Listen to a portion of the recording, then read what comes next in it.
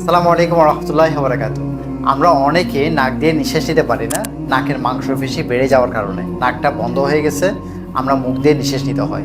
কিন্তু এটাকে আমরা গুরুত্ব দিচ্ছি না, কেননা আমাদের ইমিউনিটি সিস্টেমটা স্ট্রং থাকার কারণে। আপনি একটা জিনিস চিন্তা করেন, নাক দিয়ে যদি আপনি নিঃশ্বাস নিতে না পারেন তাহলে কিন্তু আপনার ব্রেনে ক্ষতি হবে, ব্রেন ঠিকমতো ওইভাবে অক্সিজেন পাবে না। আমরা যদি নাক দিয়ে নিঃশ্বাস নিতে না পারি তাহলে কিন্তু আমাদের যে অক্সিজেনটা আছে এটা ফিল্টার হবে না, এটা সরাসরি আমাদের ফুসফুসে চলে যাবে, একটা পর্যায়ে গিয়ে শ্বাসকষ্ট, অ্যাজমা, হাঁপানির সমস্যা দেখা দিবে। এবং মুখ দিয়ে নিঃশ্বাস নেওয়ার কারণে কিন্তু একটা পর্যায়ে গিয়ে আমাদের প্রচুর পরিমাণে হাসি কাশি শুরু হয়ে যায় এবং কি আমাদের শরীরে রক্তচাপ বেড়ে যায়।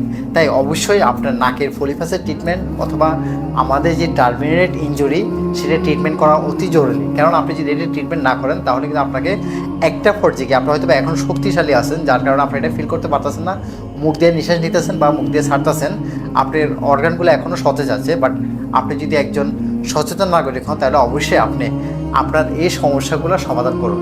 আলহামদুলিল্লাহ, আমরা কিন্তু সম্পূর্ণ ন্যাচারাল মেডিসিন দিয়ে নাকের পলিপাসে ট্রিটমেন্ট করতেছি, যেটা একদম অপারেশন ছাড়া খুবই সহজে আপনার এই সমস্যার সমাধান করতে পারবেন ইনশাআল্লাহ।